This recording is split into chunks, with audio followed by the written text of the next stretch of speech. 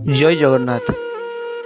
बहुत दिन पूर्व गोटे छोट गाँव में दुईटी दीप रहुथिला। गोटे माटीर तैयारी एवं अन्यटी पित्तलर तैयारी। पित्तलर तैयारी दीपटी बहुत चमकदार थिला एवं यह अधिक दाम युक्त थिला। तेणु से सबुबेले बहुत गर्व करे। आउ माटी दीप को देखे देखे कहे, देख मु केते सुंदर केते शक्तिशाली। आउ अधिक दाम रे मते लोक माने किणती, मते बड़ बड़ पूजारे एवं बहु अन्यान्य उत्सव रे मते व्यवहार करती, किंतु तुमको केवल किछि समय पाई जलाई दियंती एवं तापरे फिंगी दियंती। एई सब कथा सुनी माटी दीपटी भारी शांत स्वभाव थिला। पित्तल दीपर एपरी गर्व कथा सुनी से खाली मुरुकी मुरुकी हसी दिए आउ कहे, समय आसिले ही प्रकृत मूल्य कहार जना पड़िबो। किछि दिन परे गाँव रे दीपावली पर्व आसिला। चारिआडे दीपर माहौल, समस्ते आनंद मनाउ थांती। प्रत्येक घर को आलोकरे सजा जाउथिला, किंतु मंदिर रे पित्तल दीप रखा जाइथिला एवं मंदिर रे पित्तल दीपर प्रज्वलन करा जाइथिला। किंतु प्रत्येक अगणारे, द्वार देशरे एवं रास्ता रे माटी दीपर साजसज्जा खूब बहुत सुंदर थिला। माटी दीपटी सारा राति गाँ को आलोकित करुथिला। पिला ठारू वृद्ध पर्यंत, आबाल वृद्ध वनिता समस्ते सुरक्षित भाव रे बुली चली, कारण रास्ता गुड़िक आलुअरे परिपूर्ण थिला। समस्ते बहुत मजा मनाउथिले, समस्ते आनंदर सहित दीप जलाउथिले, सेथिरे तेल ढालुथिले, जेतेबेले लिभि जाउथिला ताको पुणी लगाउथिले। राति जाक बहुत आनंद मनाउथिले। राति पाई सकाळ होला।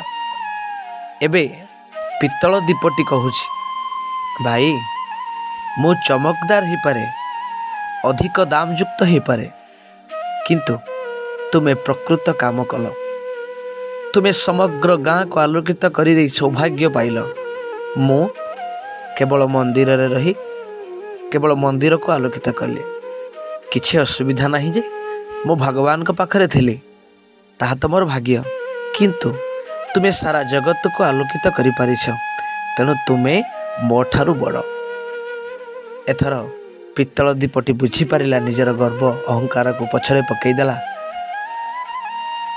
तापरे माटी दीपटी कहूछि, भाई बड़ हेबा महानता नुहे, प्रकृत मूल्य अन्य मानक पई उपयोगी हेबारे रहिछि।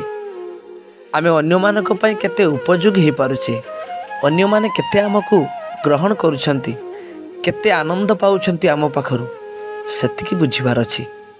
जिए अन्य मानक आनंद देई पारे, अन्य मानकर प्रतिटी काम रे सहयोग करि पारे, लागि पारे, से ही प्रकृत रे मूल्यवान और से ही दुनिया रे सबुठारु बड़। हाँ सांग माने, दुईटी दीपर कथा भितरु आमको बहुत किछि शिखिबार मिलला।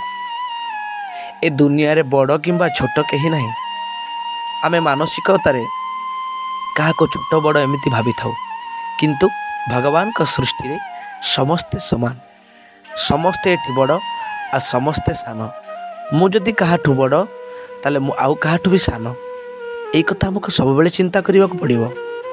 छोट पिलार एमिति गोटे गोटे काम अछि जहा आम द्वारा संभव नुहे।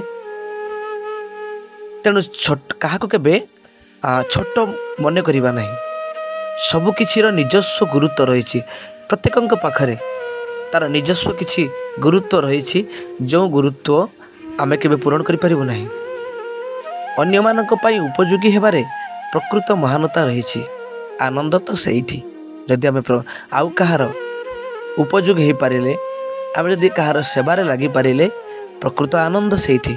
आउ जे आनंद अन्य को देई पारे, भगवान ता पई सबु बेले आनंद साइती रखिछंती। यह निश्चित कथा। तेबे आसंतु आजिर कहानी रु आमे बहुत किछि कथा को आमे ग्रहण करिबा। जीवनर प्रतिटी कथा प्रतिटी काम रे आमे लगेइबा, तेबे जाई सिना हमर ए कहानी सुनिबार सार्थकता हबो। ଆମେ ଗୋଟେ ଭଲ ମଣିଷ ହେବା ସେ ପ୍ରଚେଷ୍ଟା ସମସ୍ତଙ୍କର ରହୁ। ଆଜି ସମସ୍ତଙ୍କ ପାଇଁ ମୋର ଏତିକି ବାର୍ତ୍ତା। ଜୟ ଜଗନ୍ନାଥ, ଜୟ ଜଗନ୍ନାଥ, ଜୟ ଜଗନ୍ନାଥ।